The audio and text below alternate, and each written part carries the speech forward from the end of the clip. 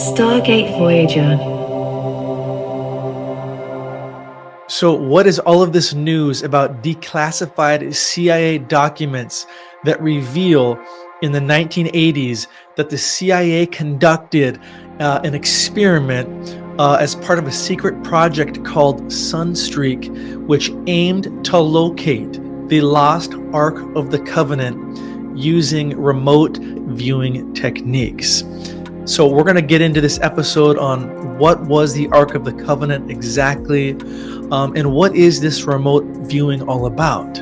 But first, being that we are talking about the Ark of the Covenant, the most famous artifact of the Bible, this is a perfect opportunity for me to plug an upcoming tour that's happening in March of 2026, and this is our Israel Petra tour. So I want to personally invite you to join me and many other friends for the adventure of a lifetime, a 9-day expedition to explore the vast history and mysteries of the Holy Land. Experience the Bible come alive in 3D as we walk where the great heroes of the Bible walked, like Abraham, Moses, Joshua, Elijah, David, John the Baptist, and Christ himself. We will see most of the important biblical locations such as the Sea of Galilee, the Temple Mount, the Western Wall, Jerusalem, Gethsemane, Golgotha, and much more. But this will not be your typical Israel tour because we will be going off the beaten path to explore the areas where the legendary watchers are said to have descended on Mount Hermon. We will also be visiting the habitation of their nefarious giant offspring, the Nephilim, and see the ancient archaeological ruins and sites associated with them, such as the gates of hell in Caesarea Philippi, the Wheel of Giants in Bashan where King Og ruled, and we will also go searching for the actual battlefield where David fought the giant Nephilim, Goliath. This will be an Israel tour like no other. To lock in the super early bird price of $27.50, which includes almost everything except your international flight to Israel, go to stargatevoyager.com/tours and use code Stargate1 to get this great discount. So within the last week or so, many major news outlets have been breaking down the news of this declassified CIA document. Again, that reveals that in 1988, the CIA conducted an experiment as part of a secret project called Sunstreak, which aimed to locate the fabled Ark of the Covenant using remote viewing techniques. And in one of these experiments, a person identified as remote viewer number 32 was tasked with finding an unknown target, which supposedly ended up being the Ark of the Covenant. So in this document, remote viewer number 32 goes in quite a bit of detail about what this Ark looked like, kind of where they saw it, and even some entities that they apparently saw as well. So in a few minutes, I'm going to read for you verbatim straight out of this declassified CIA document. But first, I want to peel back the onion on exactly what this remote viewing is and actually what this project was all about, called Project Stargate. Interesting name, by the way. Again, and then I'll read for you straight from this declassified document about what the remote viewer saw. And then we're going to end talking about the Ark of the Covenant, the most famous artifact in Bible lore. And I'm going to kind of break down what the Bible says about it, where it came from, everything you need to know about it. And then we'll talk about what might have happened to it. All right, so let's talk about Project Stargate. Now, the Stargate project was a classified U.S. military and intelligence program that investigated psychic phenomena, particularly what's called remote viewing. And so this was a means of gathering intelligence. So this Project Stargate, from what I've gathered, ran from the 1970s until 1995, before it was basically declassified and ended as a program.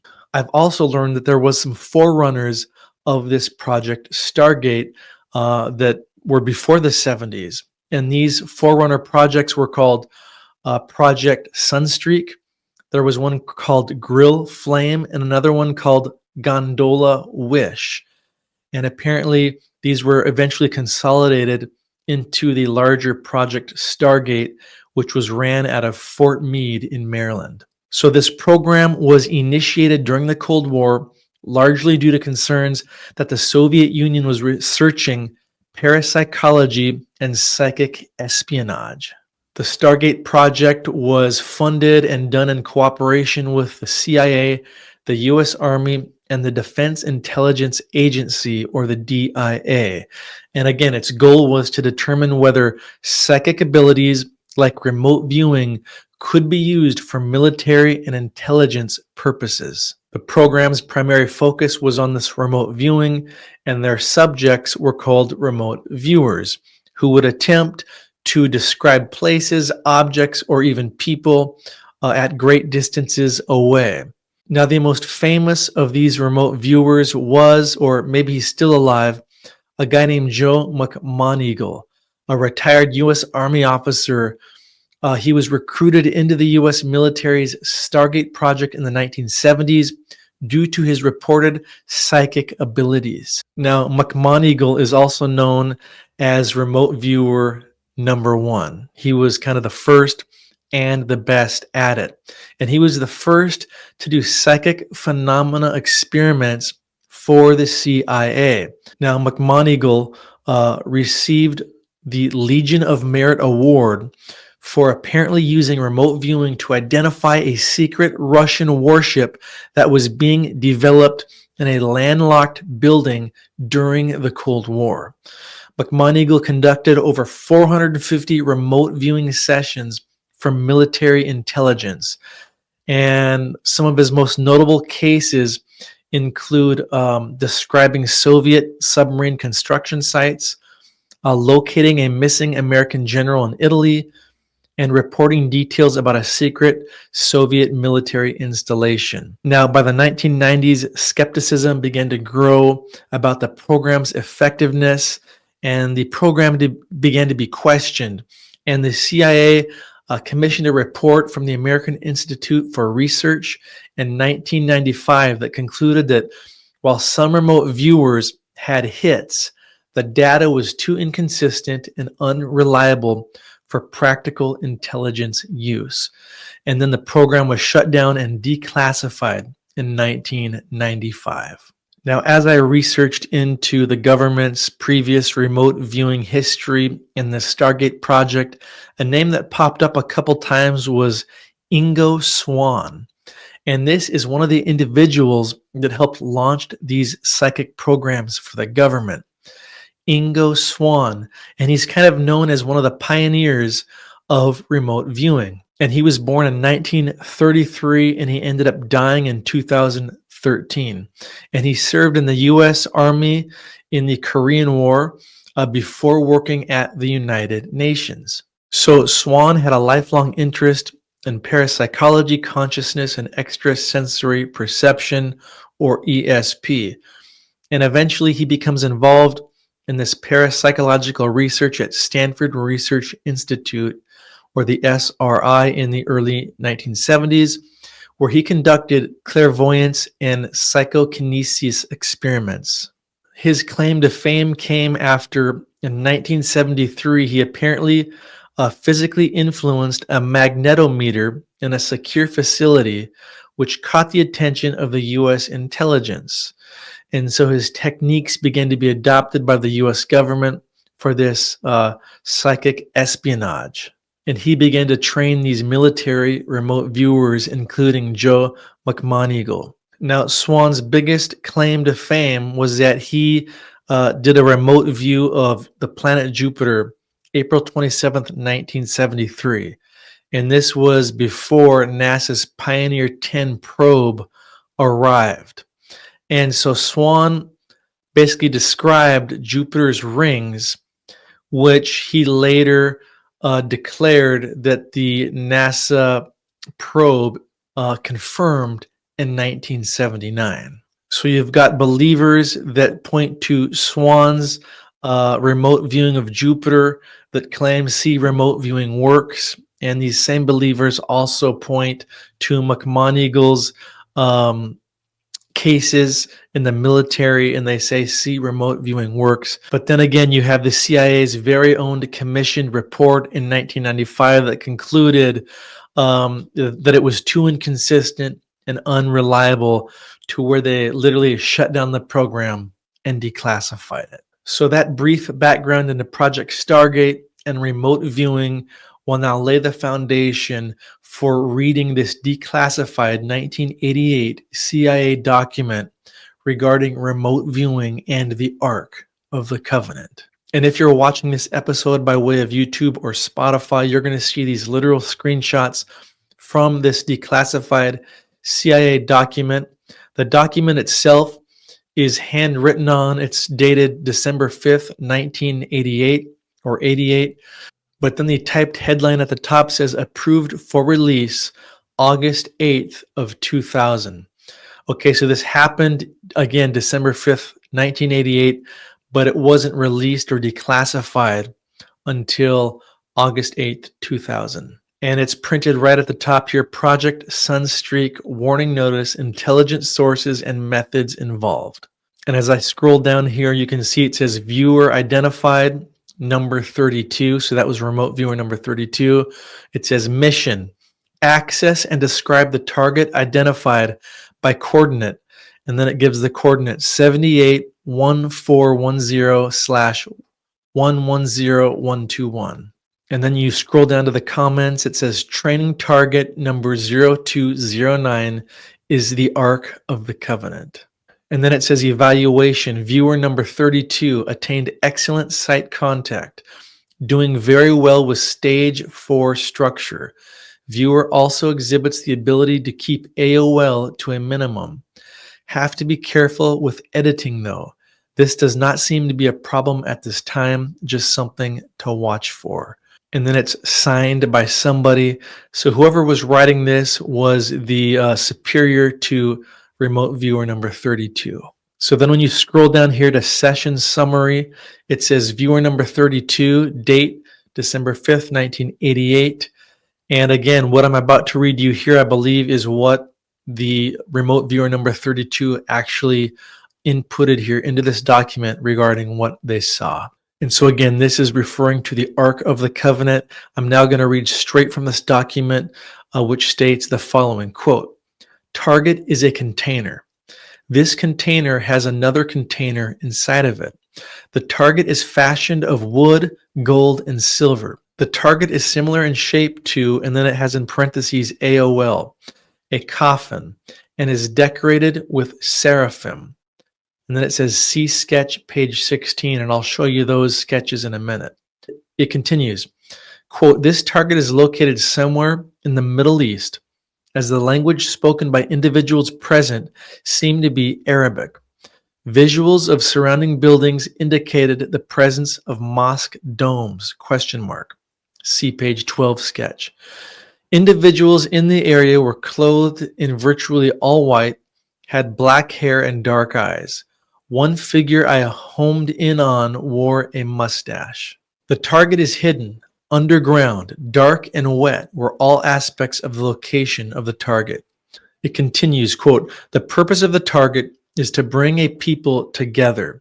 See page 16 in parentheses, it says. It has something to do with ceremony, memory, homage, the resurrection.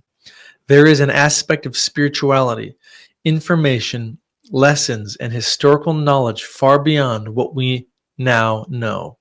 The target is protected by entities, see page 14, and can only be opened now, in parentheses, by those who are authorized to do so.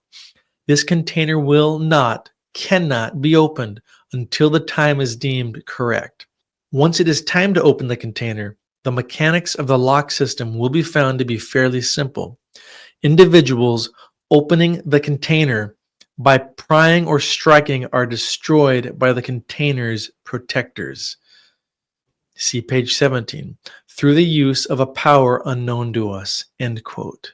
So as I continue to scroll here through this document, you can see there's all kinds of writing, really kind of scribbled by hand. Some of it's hard to read, but you can make out some words like cold, sound, wind. It's like they were just making notes as they tried to view this. But then you keep scrolling and you get to some of these sketches. And I think it's page 4 here, at least it says that in the corner. There's this sketch of what looks like some kind of arc shape, two lines on a left and right, like a square, and then there's like a lid over the top, a curved lid. Another sketch here looks like it's the inside wall of the arc, like wood layers.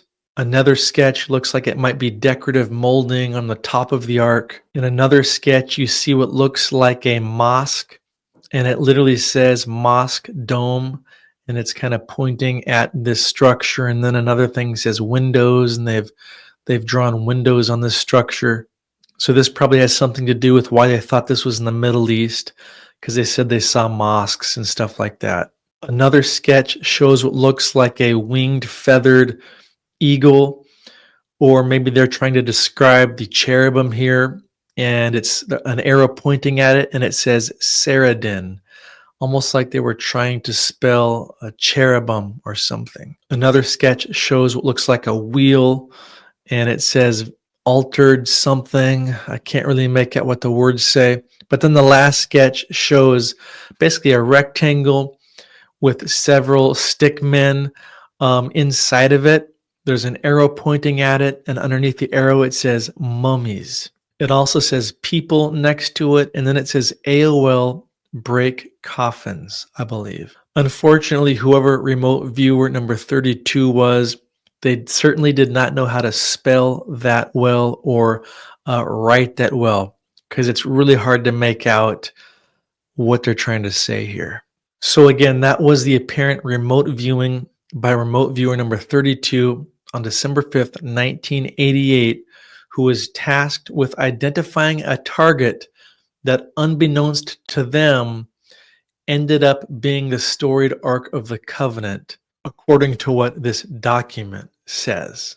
Now, more importantly, let's get into what the Ark of the Covenant was, because the Ark of the Covenant remains one of the most fascinating biblical artifacts that basically symbolized God's power, God's holiness, and really the covenant he had with his people. When we look into the Old Testament part of the Bible, we see that the Ark of the Covenant was considered this sacred object. It was like this divine vessel that housed the 10 Commandments, and it basically represented God's presence among the Israelites. So in Exodus chapter 25, verses 10 through 22, this is where we kind of start first hearing about the Ark of the Covenant. And God told Moses exactly how he wanted this ark to be built. So God gave Moses these instructions on its blueprint, its template, exactly what it was supposed to be like. And I'm paraphrasing here, but basically it was supposed to be made of acacia wood, overlaid with gold, and it measured approximately like 4 feet long, 2.5 feet wide, I believe, and 2.5 feet high. The lid was also called the mercy seat, and it was adorned with these 2 golden cherubim that were facing each other. And cherubim are basically a type or a special class of angels. So again, inside the Ark of the Covenant were the infamous 10 Commandments, the stone tablets on which God wrote his laws and gave them to Moses. You can look up Deuteronomy 10:5 for that. Also in the Ark of the Covenant was Moses' brother Aaron's rod, or his wooden staff that he used, and it actually miraculously budded or bloomed and even sprouted leaves. And you can read Numbers chapter 17:10, I believe, for that.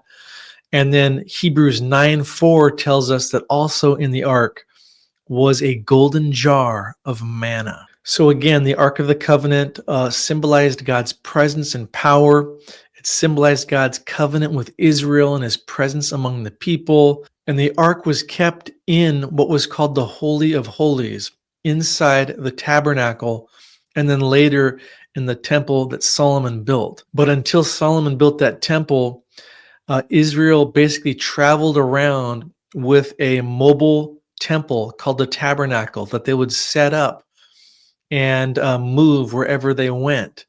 And inside this tabernacle, in the most holy place, the Holy of Holies, was this ark. And only the high priest could approach it once a year on what was called the Day of Atonement on Yom Kippur. Now, when a lot of people think of the Ark of the Covenant, they think of the great film Indiana Jones and the Raiders of the Lost Ark, because in that movie they portrayed all these incredible powers associated with the Ark. But even when we read the Bible, so many crazy things happened with this Ark of the Covenant. In 2 Samuel chapter 6, there's the story of the death of Uzzah. And Uzzah was a guy that was helping to transport the ark. And one of the laws that God gave with the ark is that no one was ever to touch it. That's why it had to have these long poles underneath it. And only, I believe it was the priests could carry the poles. But this guy Uzzah, for whatever reason, touches the ark, and he's basically struck dead. And again, you can read about that in 2 Samuel 6. And then you have the great Bible story of the destruction of Jericho in Joshua chapter 6, where the Israelites are moving into what they call the Promised Land. But here is this epic city, this megalithic city with megalithic gates called Jericho that was said to be impossible to defeat. But God told Israel to walk around it for 7 days with the Ark of the Covenant. And when you read the story in Joshua 6, on the last and final day when they sound these trumpets, the walls collapse and fall to the ground. And then we have this interesting story that I thought I would read for you straight out of Joshua chapter 3, verses 14 through 17 says this, quote, "So when the people broke camp to cross the Jordan, the priests carrying the Ark of the Covenant went ahead of them. Now the Jordan is at flood stage all during harvest. Yet as soon as the priests who carried the ark reached the Jordan and their feet touched the water's edge, the water from upstream stopped flowing. It piled up in a heap a great distance away at a town called Adam in the vicinity of Zarethan, while the water flowing down to the Sea of Arabah, that is the Dead Sea, was completely cut off. So the people crossed over opposite Jericho. The priests who carried the Ark of the Covenant of the Lord stopped in the middle of the Jordan and stood on dry ground, while all Israel passed by until the whole nation had completed the crossing on dry ground." Now, the most sensational things that seem to happen with the Ark of the Covenant are when we read in the book of the Bible in 1 Samuel chapter 4. So let me read straight out of this because this is wild. It reads, quote, "At that time Israel was at war with the Philistines. The Israelite army was camped near Ebenezer, and the Philistines were at Aphek. The Philistines attacked and defeated the army of Israel, killing 4,000 men. After the battle was over, the troops retreated to their camp, and the elders of Israel asked, 'Why did the Lord allow us to be defeated by the Philistines?' Then they said, 'Let's bring the Ark of the Covenant of the Lord from Shiloh. If we carry it into battle with us, it will save us from our enemies.' So they sent men to Shiloh to bring the Ark of the Covenant of the Lord of heaven's armies, who is enthroned between the cherubim. Hophni and Phinehas, the sons of Eli, were also there with the Ark of the Covenant of God. When all the Israelites saw the Ark of the Covenant of the Lord coming into their camp, their shout of joy was so loud it made the ground shake." "What's going on?" the Philistines asked. "What's all the shouting about in the Hebrew camp?" When they were told it was because the Ark of the Lord had arrived, they panicked. "The gods have come into their camp," they cried. "This is a disaster. We have never had to face anything like this before. Help! Who can save us from these mighty gods of Israel?" They are the same gods who destroyed the Egyptians with plagues when Israel was in the wilderness. "Fight as never before, Philistines. If you don't, we will become the Hebrews' slaves, just as they have been ours. Stand up like men and fight." So the Philistines fought desperately, and Israel was defeated again. The slaughter was great. 30,000 Israelite soldiers died that day. The survivors turned and fled to their tents. The ark of God was captured, and Hophni and Phinehas, the two sons of Eli, were killed. Okay, so these two great superpowers of the ancient world, Israel and the Philistines, are facing off with their armies. Israel goes and gets their Ark of the Covenant, and they are rallied to go to war and beat these Philistines. And the Philistines are freaked out because they've heard the stories of what Israel has already done.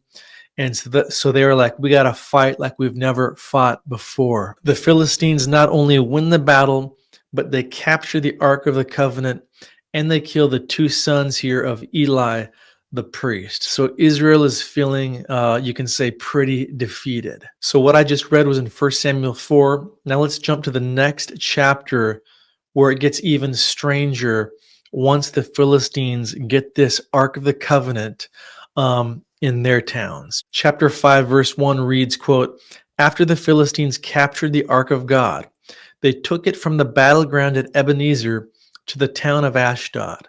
They carried the Ark of God into the temple of Dagon and placed it beside an idol of Dagon.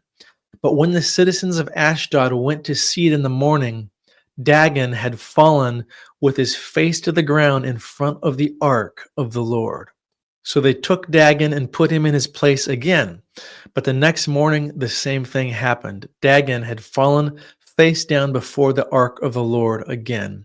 This time his head and hands had broken off and were lying in the doorway. Only the trunk of his body was left intact.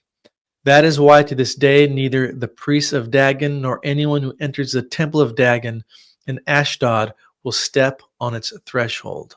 Verse 6, "Then the Lord's heavy hand struck the people of Ashdod and the nearby villages with a plague of tumors.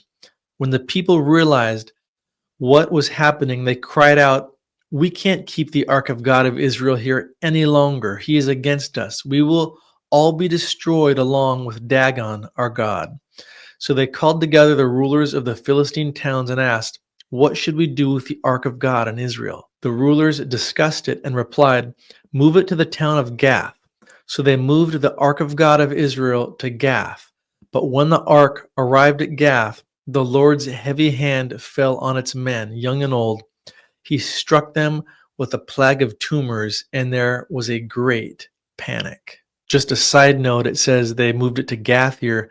Gath is where Goliath, the Nephilim giant, was from. So again, this is now the ark is in the territory of these Philistines who seem to have been led by these hybrid Nephilim giants, whom Goliath was the most famous. And you can listen to previous episodes I've done where I talk in depth about this ancient race of Nephilim hybrids. Okay, verse 10 says, "So they sent the ark of God to the town of Ekron. But when the people of Ekron saw it coming, they cried out, 'They are bringing the ark of God of Israel here to kill us too.' The people summoned the Philistine rulers again and begged them, 'Please send the ark of the God of Israel back to its own country, or it will kill us all.' For the deadly plague from God had already begun, and great fear was sweeping across the town. Those who didn't die were afflicted with tumors, and the cry from the town rose to heaven." So then 1 Samuel chapter 6, we kind of end the story here. It says, "The ark of the Lord remained in Philistine territory 7 months in all. Then the Philistines called in their priests and diviners and asked them, 'What should we do about the ark of the Lord? Tell us how to return it to its own country.' 'Send the ark of the God of Israel back with a gift,' they were told. 'Send a guilt offering so the plague will stop. Then if you are healed, you will know it was his hand that caused the plague.'"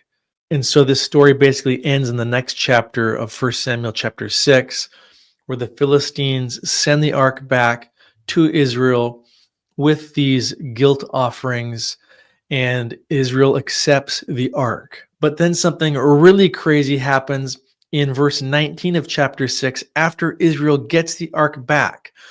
And this is probably where Indiana Jones and Raiders of the Lost Ark got one of their ideas for that film. Verse 19 says this: "But the Lord killed 70 men from Beth Shemesh because they looked into the ark of the Lord. And the people mourned greatly because of what the Lord had done. Who is able to stand in the presence of the Lord, this holy God?" They cried out. "Where can we send the ark from here?" So they sent messengers to the people at Kiriath Jearim and told them, "The Philistines have returned to the ark of God. Come here and get it." So these 70 dudes meet their untimely death. Not just anybody can look in it, not just anybody can touch it. That scripture is kind of general in what happened. There might be more to the story that's not written out. It seems to me that this account of the 70 guys dying is, just a real brief brush stroke of something that happened. There's probably so much more to it. Why did they want to look into this? Why did 70 guys want to look inside the ark? Were they just curious about what was in it, or the power that was surrounding it? Or maybe they were actually trying to steal something out of it. We don't know, but they met their untimely death. So I will conclude this episode with $1,000,000 question of where is the Ark of the Covenant today? The Bible doesn't specify what really happened to the Ark of the Covenant after the Babylonian destruction of Jerusalem in 586 BC. There's a lot of theories. Some people believe Israel hid it, before the invasion, and that maybe Jeremiah the prophet hid it in a cave. Others believe it was taken to Babylon and just never mentioned again in historical records. Others simply say it was either lost or destroyed. The Ethiopian Orthodox Church in Ethiopia claims the ark is there, that they have it.